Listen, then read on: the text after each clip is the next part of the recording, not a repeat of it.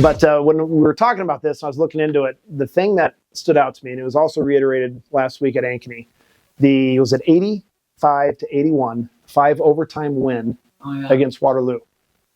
How did that game? I mean, was that the first on the road to your first state championship at Ankeny? I don't remember. I think it was one of the in the 90s. So yeah, 5 overtimes. Back then, overtime was 3 minutes, no shot clock. So it led to not many scoring attempts, but it was pretty phenomenal. Like the game just kept going and going, and 2 really good teams going at it. And so you and Dr. Pappas, that was one of the first of many meetings in the state tournament? We did. We each had good teams, good programs, and we did meet quite a few times. So, and then to be able to come back after that overtime win and play the next night in the finals was a real tribute to the character of our team. Because after the emotional and physical and emotional that you spent in that game, to come back and play a really good final game is pretty impressive. Where'd you grow up? Well, I was just talking to your sidekick here, Ben, in Pella, in a farm outside Pella, between Pella and Lighton. Grew up on the farm, and looking back, I probably didn't. Looking back, I did not appreciate it like I do now. So, Pella High School or Pella Christian? Went to Pella Christian High School, and then went to Central College. So, spent a lot of time in Pella. And was school-based activities part of your high school experience, or? Yeah. It wasn't like it is now, though. I mean, you went from one thing to the next. Pella Christian didn't have football at that time, but I did cross country and basketball. Living on the farm, it wasn't like you could just pop right into town all the time. A little bit different than today, but it was a great experience, and grew a passion for sports through high school, no question about it. And then at Central College, when did the thought of coaching start to become something you were kind of eyeing on doing? Well, I was on the basketball team for my freshman year, and then didn't go out again. And then I helped Jerry Nickel, who was a really good mentor at Pella Christian, and it kind of grew from there, I think. Along with that, role models, heroes growing up. When you were in high school or college, was there a coach? Was there a teacher? Was there? I think you know that my first teaching gig was in Ziering, Nesco. So it was just a little town coming from Pella. That was not an easy decision, but a good one. George Wares was a coach there, went to Pella kind of uniquely. Doyle Miller, just an excellent basketball coach, and I learned a lot from him, not only the coaching part, but dealing with people. And coached the boys there, and then just by happenstance got into the girls. Never would have dreamt I would have done that, and that's how life works sometimes. So that first job, good old Ziering, 1986? Yeah, I think 86? So, yeah, 86, yeah. How did Dwayne Newton get you to come to Ziering? Well, the one thing I do remember, he said, "This school will be here as long as you want to be here." And like a few years later, it wasn't. It was actually Colonesco. So I think the basketball kind of appealed to me because they had a really good team with the Vaskies and George Wares. They were in the state tournament. And it had the right teaching thing. I still have all we called them face letters in college. I still have all the letters I sent out and got back. It's a stack like this. I still have them somewhere. So it wasn't so easy to get a job then, and that little smaller schools are the ones that, you got your start at. And the school had pretty good programs going. I mean, George, I think, left the year you came. That's probably the opening that got you there. Yes. Yeah. Doyle Miller, what did you learn from him? I mean, what about in coaching basketball did you take away? Well, he was highly organized. He was a disciplinarian, but still cared about the kids and the team. Knew the X and O's real well, and I think all those things you're kind of trying to learn, what kind of a coach do you want to be? And I think a lot of the things I learned from him, we still do now. So, I think just the people part of it, the discipline part of it, the intensity part of it, and, knowing that you got to know your craft too. But there's more to it than that. In junior high basketball, you're also the head coach? I was. Interestingly, every other week, I think, we practiced in the lunchroom a little bit. So, because athletics was 8th period, so the girls would have it one week and we'd have it the other. So you get creative. We dribbled up and down the steps and did a lot of different things. So, yeah. Another area of coaching that I think people often don't realize, softball. So you were also a softball coach at Nesco? I was, and that was a really, really good program, and I probably knew nothing about softball. I'll say that. So there were some really talented girls that George developed in that program, and it was a lot of fun. I learned a lot. So I think you need to have a wide range of experiences in order to develop, the coach or whatever profession you want to get into, and that helped with that. Is there a common denominator in coaching, whether it be softball or track, you coached later on, but is there a common denominator that you think runs through all different sports? Oh, I think there's no doubt about that. It's boys basketball, girls basketball. There's really not a lot of difference. It's, a lot of it deals with people. So there's people in all those sports. The ones you listed were team sports, and you learn how to deal with people, I think, is the number one thing. I also coached golf, cross country. I coached year round when I was there. My wife's a saint, obviously, but that's what we all did. We drove the bus. We coached every single sport, and you taught too. When was the last time you drove a bus? Since I was at Colonesco. I still have it though, because sometimes the bus drivers are hard to find here. But you got something to fall back on. Yes, if you need yes. It. So Nesco, you were assistant boys coach there for basketball and softball and other areas. But when the merge came together with Colonesco, how did you get from assistant boys to 6-on-6 head girls?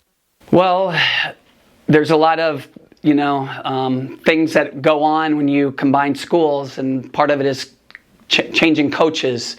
So they had asked me to be the girls' coach, and I didn't want to do it, really, I don't think, but then I decided I would, and never looked back since. How does the 5-player game complement the 6, or the 6-player game complement the 5? It's dealing with people. I'll come back to that. So the strategy is a little bit different, but organizing practice, motivating people, and trying to get people to be their best is the same regardless. So it's a lot different strategically, obviously. The kids, to think that people didn't want to go to the 5-player game is really kind of mind-boggling, because the amount of skill, especially now in the Caitlin Clark era, I mean, it's just so popular. It's so much skill, and really, really fun to watch. How did you? Because a lot of people, the 6-on-6 game, we're getting to the point where, I can remember it. Then maybe not as much, but like scheduling a practice. Okay, you don't defense. How did was that an adjustment going from 5-player, but now you just play defense, so I've got to come up with something for you to do the whole practice and keep you entertained? We treated it a lot the same. So the forwards, if you missed, they had to play defense, and a lot of times in the 6-player game they didn't play. They scored all the time, but I really didn't treat it much different, to be honest. Had to catch up on some of the strategy things, and in the coaching industry, a lot of people give up their secrets for whatever reason, so that was somewhat easy.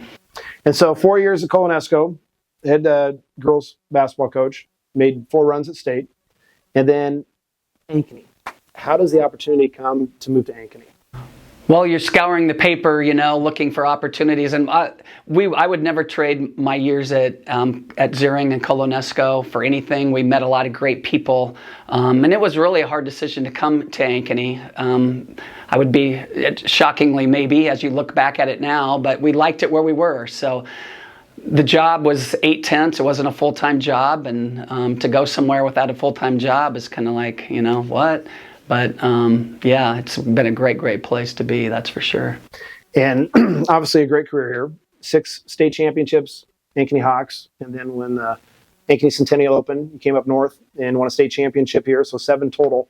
But what has been the foundation of basketball? From your perspective as a coach, what would you say that is the key component of starting your teams over the course of the last several years? Well, I feel blessed to be in a community that I could do this in, and Ankeny's got, we talked about the growth, but it's got the interest in sports. It's got a younger population, so there are a lot of things here. The school district has been awesome, and they had the tradition of athletics before I got here with Dick Rasmussen and Jerry Pizzetti and all the other coaches. I don't want to not forget somebody. So as everything was in place, and then we've had consistent coaches. We've had great assistant coaches, still do, and we've been able to keep them in place, so that stability is really, really important. And then the players just kept coming, and then every year you think, oh man, and then they just keep coming and coming, and it's been over 30 years, and the players are still here. Would you say, is there a common thread over those 30 years in terms of focus? Is it offense? Is it defense? Is there something that you start with every year that we're going to hang our hat, this is the standard that we have as a program? Well, I think we're known as a defensive program, obviously, but I think the work ethic and getting the kids to know how hard they have to compete in order to play at the level we're at now. Our conference right now is just incredibly talented with coaches and players, and the kids always think they know how hard it is, but they really don't until they get into it. So I think that's probably the number one ingredient we try to install is, how hard it is to be great. In terms of development, how much focus does your program have? And again, this is if someone's looking to, they're starting their coaching career, the youth development, how much impact do you have on that, or how much control, or how does that work within this community? Well, that's where it starts. And the nice thing here is we have the tradition in girls athletics. So before basketball was popular around the state, around the country, it was popular here. The state championships back in the 70s, I think, and 80s, and as well as softball. So there's always been a strong girls reputation for athletics here, and you just kind of build on that. But the youth is really important. So we have a basketball club that we work with. It's hard to get to a lot of the stuff during the season because there's so much time involved, especially when I was teaching. But I think getting the kids excited, using your varsity players as role models and mentors to the youth, and just being involved as much as you can in the summer and taking interest in what they do. What has been the role of multi-sport athletes for you over the course of your career? And how is that difficult to navigate at times, but yet is there also a benefit, you think, to that? Oh, yeah. Certainly it's evolved over time since I started. Whenever you went from one sport to the next, that isn't that way anymore. But the value of the multi-sport athlete, back when we had our four-peat, Nikki Weeben was a swimmer. We had Kelsey Hood was a soccer player, and I think was the Big Ten Defensive Player of the Year at Minnesota. So we've had a lot of great success with the multi-sport athletes. They're competitors. They've competed in multi things, and that's invaluable when you go head-to-head with some of the top teams, the competitiveness. Practice plan. When you look at organizing your practice every commitment, can you talk us through a little bit on how you plan your practices? Well, if we went to where my office is, I have a stack of my old practices that used to be on paper. I have all those, and I've always been very detailed in the practices, always, ever since I was working with Doyle Miller. He had everything down to the minute, and we do the same thing. I think practice is something I enjoy a lot, and we try to make it fun, but also we try to make it so we find out what our weaknesses are, and we can really work on those this season. I think our teams grow a lot during the season, and obviously that's through practice. Fundamentals, is that a key component daily, or is that what focus does that have on your We don't do any fundamentals. Kids don't like that. No. We do a lot of fun. We do a lot of shooting, lots of fundamentals, especially the shooting part of it, because it is a basketball. You got to put the ball in the basket. So the defensive fundamentals, the offensive fundamentals, we spend a lot of time on those things. I think that's the foundation of a program. And the kids have more of those skills now because of all the AAU stuff they do. So you don't have to spend maybe as much time on dribbling and some of those. But the defensive fundamentals, for sure, you have to drill those really hard. When you look at game preparation and talking about the AAU game has grown a ton. And you get kids playing the club ball, they're playing 4 or 5 games in a weekend, and all of a sudden they get to high school ball. Now, well, we're playing Dowling, we're playing Southie Spoke, we're playing. How does that game preparation, is that a transition for some kids when they're kind of coming into high school for the first time, and now this is your role into this game? Or how do you navigate those waters? Well, the game preparation has really changed over the years with technology, because everybody has access to all of your games and you have access to all theirs. Mm-hmm. So there's really no surprises. The people know what you're going to do, so you have to be really good at it. I think the kids need to study, what the other team does, and they can look at what they're doing, which is probably a little different than the AAU, where they're playing 3 games a day or 6 games on a weekend. We're playing, 1 game on a Friday and 1 game on a Tuesday typically. So that becomes amplified. And what you do, the coach can go back and look at and really scrutinize. So the game preparation has really evolved into, I think, a lot of detail, and I think that's one reason why you see such a high level play too. How's the game evolved over these 30? What's the biggest change, do you think, in basketball over the course of your career? Skill level. I mean, used to, there was a couple kids that could handle the ball. And now you're talking about, we're going to play teams this weekend that have 5 kids that can all handle the ball, they can all shoot, they can dribble with either hand. So the amount of opportunities kids have now, we talked earlier about growing up on the farm and having some chores and not getting into town too often. Now kids, there's opportunities to work on your skills, to go in these programs. And it's just made the game really, really at a high level. So that's the number one thing I would say. How can high school basketball benefit from the exposure it's received the last few years with girls basketball in general? Well, you're looking at one of the Time Magazine Person of the Year, Female Athlete of the Year, Caitlin Clark, and she really changed the dynamic of the popularity.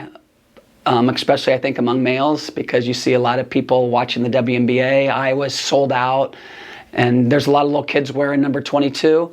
So we're at a different level here at Ankeny Centennial, but we have a lot of young kids that really love to watch our team play too, all the kids. So that mentorship and role modeling is huge, and I think basketball's never been for women more popular than it is right now. And it's never been at a higher level of skill and competition either. How would your players describe your coaching style? Well, you'd have to ask them that. I would hope they would say that our whole team has a lot of passion for what you do. So you would like to have a job when you're, like I had you in high school, believe it or not. Yep. I didn't think you'd have a passion for anything, but you'll find it, right? Yep. So to have a passion for something and then be able to do it you're pretty blessed. I have a passion for this sport. I think it could have been another sport too, but it happens to be basketball. It's very competitive.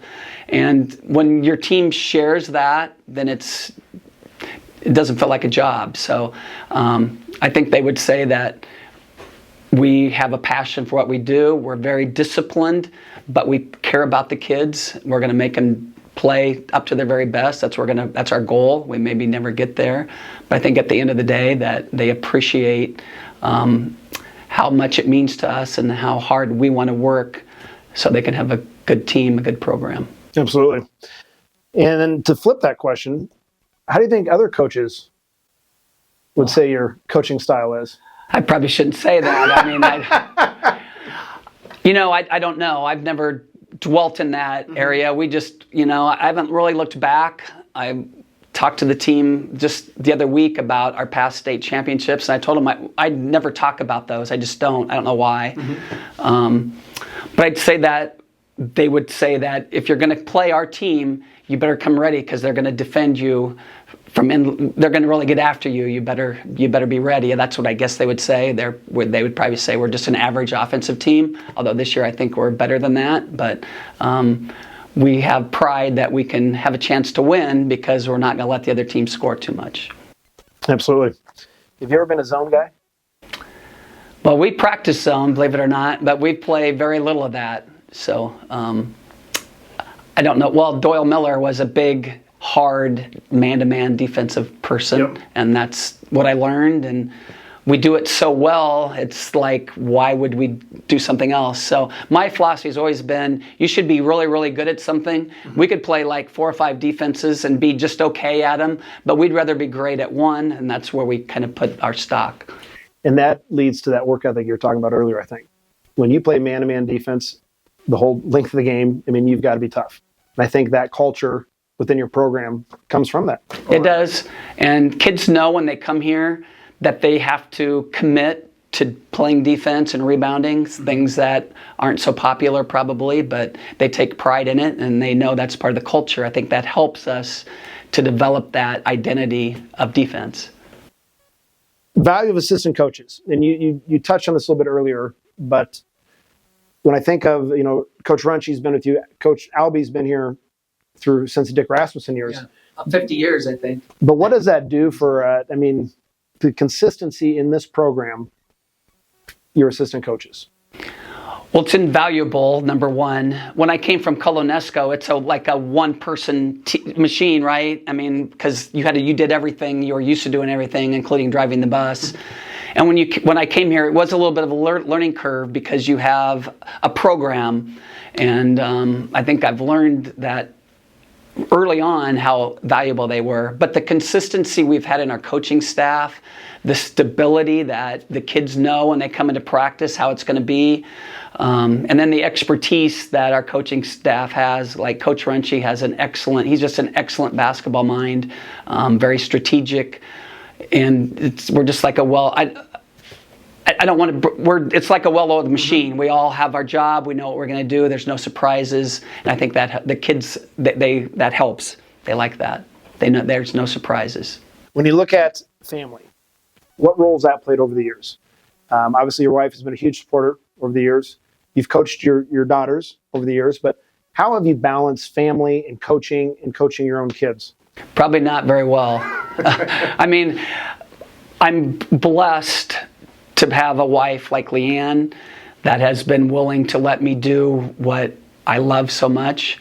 And it's not easy. I think that's why you see coaches not in it very long. But back to Colonesco, I honestly feel bad about it because I was coaching every single sport and was never really home. I was, youngly married, and it just didn't, as I look back, it's like crazy stuff. But it takes a special person. Even our assistant coaches, they're gone a lot. They work full-time jobs. And a sport now, at least at our school, is almost full-time too. So it has to be a very, very special family. I really think the time demands have only increased over the decades.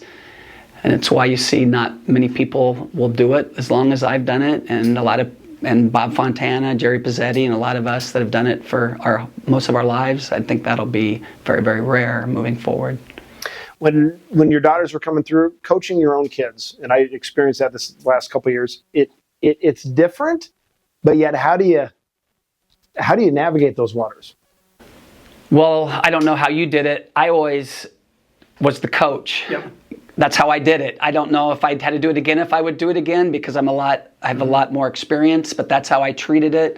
And but it's still special because they're still your daughter or your son, and there's just not a real way to describe the feeling you get from having your kid on the team and seeing them do well, and then having them interact with a group, with a team, and learn all those life lessons that you can have a little bit of impact on that you wouldn't otherwise if you weren't coaching them. So, and then to have two of my daughters, one daughter on the 4 state championship teams and another daughter on some of those. I mean, it just doesn't get any better than that.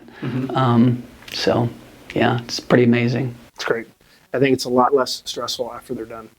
Yeah, it is. It is. Yes. It's entertaining. And then all those kids, right? Yeah. Now, I don't know if you do because we're such a big school. Back then we weren't as big, but they all played together. My daughters, they all played together growing up. Yep. So you get to know them really, really well, and it's certainly special, that's for sure. What are the key components you want kids to take out of this program? I mean, their days of basketball, they may end after their senior year, they may end after college, but what is it about school-based activities and basketball in particular that you want your players to take with them as they go on into their future lives? Well, I think there's a lot, but probably the number one thing is that they know that it takes really hard work to get anything in life. That's, I think, the number one thing, that how hard that it is to be great. And if we can teach them through some discipline, working together as a team, that they're not entitled to this. It's something that they have to earn. And if they can bring those things with them when they move forward, which I think they probably do, I think it's invaluable.